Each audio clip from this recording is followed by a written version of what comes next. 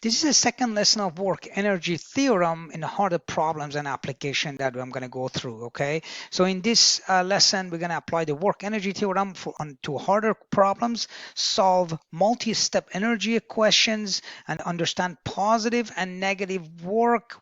Okay, and of course, positive and negative energy, what that means, work with friction, and then solve for force, velocity, and distance.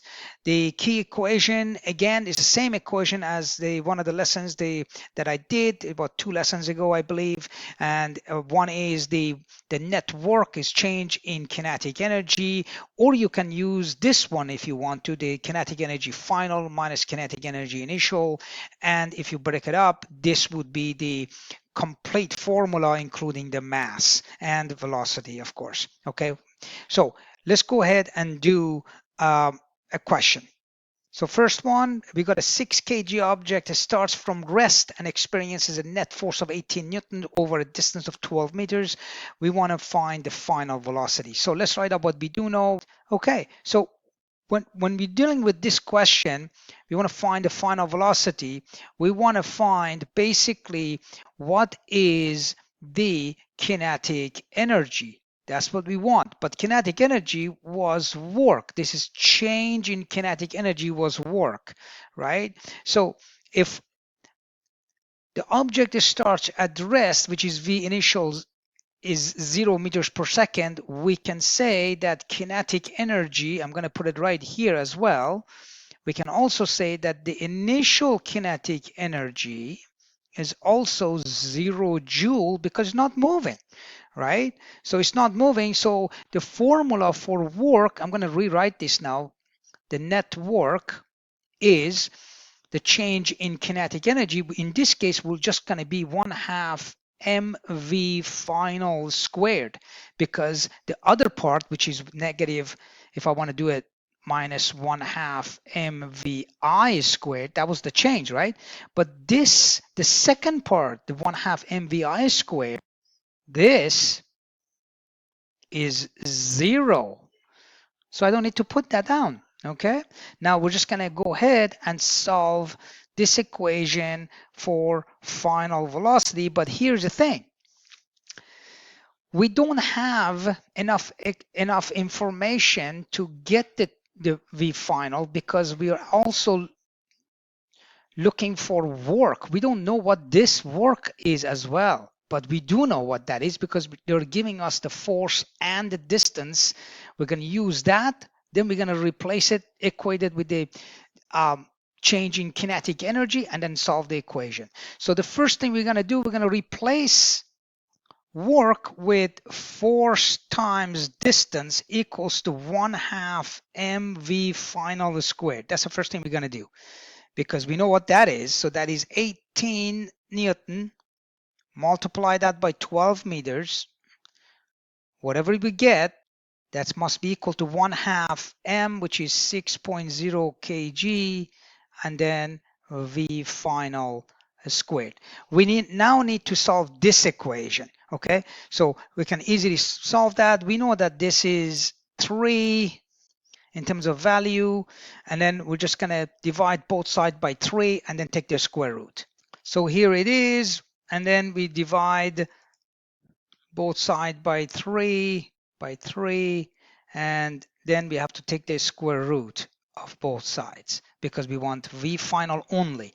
So v final is equal to approximately square root of, well, actually 72. That's not approximation, that's actually true, which is equal to, and that is approximately 8.5 meters per second. That is the final velocity. All right, so here is the setup for this equation. We use the work formula to set up equal to the kinetic energy formula, the changing kinetic energy, given the fact that the initial velocity was 0, and then solve for the final velocity here. Okay, let's look at another question. Here's another example. We got a 4 kg sliding box moves at 10 meters per second. Friction does negative 120 joule of work. Find the final speed. Very good. Now remember that as we write down what we do know, we have mass equal to 4.0 kg.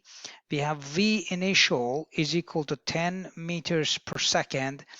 We have the friction that is done work. This is actually the friction force, but the friction work is actually your net work of negative 120 joule. That's what that is, by the way, okay? So the net work is that the kinetic energy initial, we need to find out what that is, and then kinetic energy final, and then based on that, we can find out what V final is. Now, any of these ones we don't know, but we can calculate and then set equation, the left and the right together and solve. Let's go ahead and write the net work done, that is change in kinetic energy final minus the kinetic energy initial, okay?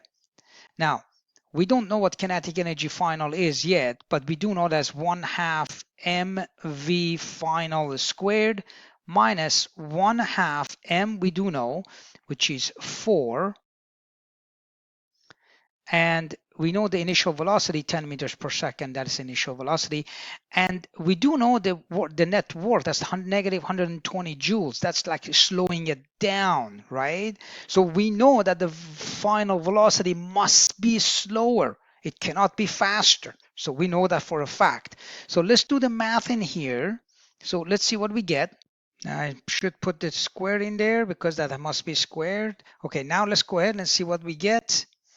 So here it is, the next step is 200. Now we're going to isolate the V phi term, which is that one. So that would be 80 equals to, that's joules of course, 2 V final squared. And then that would be, divide both sides by 2. We get 40 equals to V final squared. Take the square root of both sides.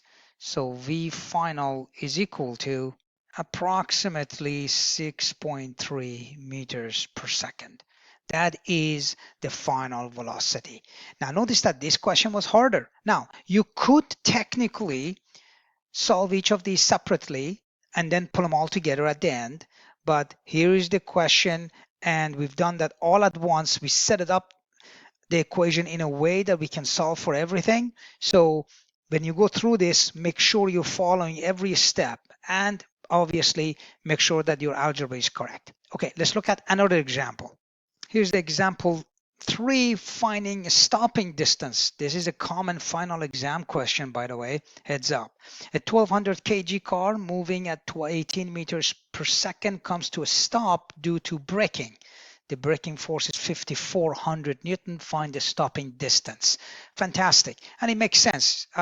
When you are going faster, the stopping distance will be longer. So let's write it up. Well, in this case, you realize that the kinetic energy final is 0 joules. Okay, why is it 0 joules? Because the final velocity here is 0. And remember the 1/2 mv squared? Well, if that is 0 meters per second, your kinetic energy will be 0. So we don't have to worry about the kinetic energy final, but we have to look at the net work, which is equal to 1/2 mv final squared minus 1/2 mv initial squared. But we already said in here that the final velocity is 0, so this is a 0 value for the kinetic energy final. So the work, the net work, is negative 1/2 mvi squared. But what is net work? Well, net work is force times distance, and in this case this is negative 5,400 times d is equal to negative 1/2 1200 kg times the initial velocity of 18 meters per second squared. So all I did, I basically use the equation to solve for D, okay? And don't forget, the net work is the change in kinetic energy. Fantastic. Now we need to go ahead and simplify this side and then solve the equation for D.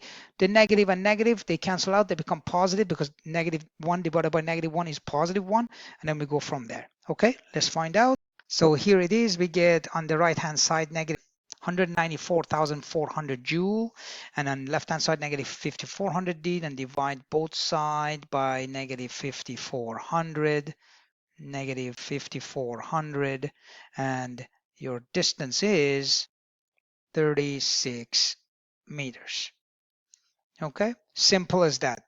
So this car moving at 18 meters per second with the braking force of 5400, that is the stopping distance after applying that braking force. Okay, all right, very nice question. Let's look at another question. Here's example 4. We got a 3 kg object slides 5 meters down a ramp. A net force of 9 Newton acts along the direction of motion. So the object starts at 2.0 meters per second. Find the final velocity. Okay, excellent. Let's deal with the work first. And work is force times distance. And since force is on the acts along the direction of the motion, we can easily use that to find what work is. So 9 newtons times the distance, which is 5.0 meters. So the work done is 45. Okay, so that's what we can do. Now we know that net work is equal to kinetic energy final minus kinetic energy initial. And here simply we are going to replace each one of those with the components of each. So what do we have? We have 1/2 mv final squared minus 1/2 mv initial squared. And now plug numbers in.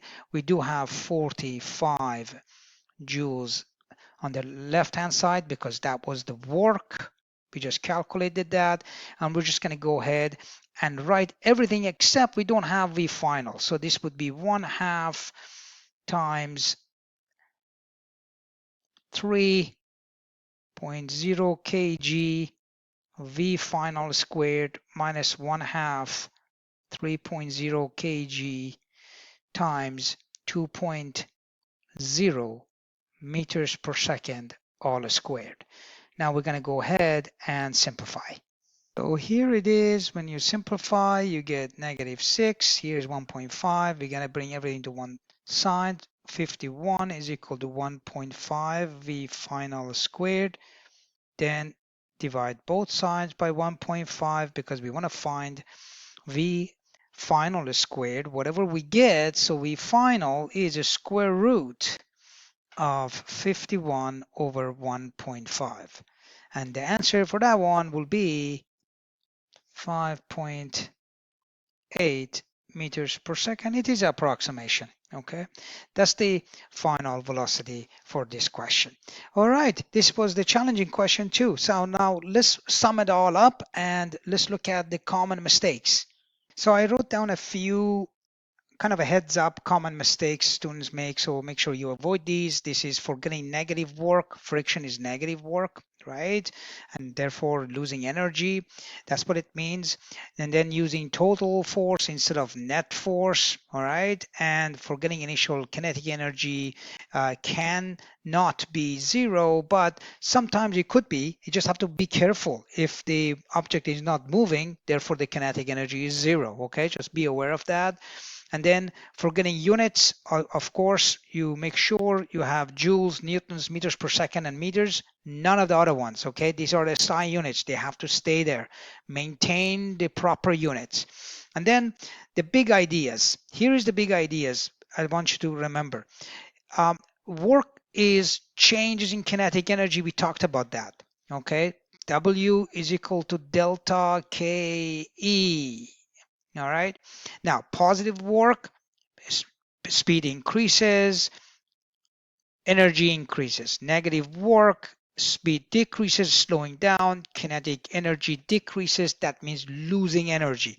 All right, so and then of course the core equation, it is right there. And then the very last thing I want to mention to remind you, whenever you're doing physics and chemistry, of course math too, you make sure to have an organization set up. So how you solve these type of problems, okay, for energy conservation or conservation of energy?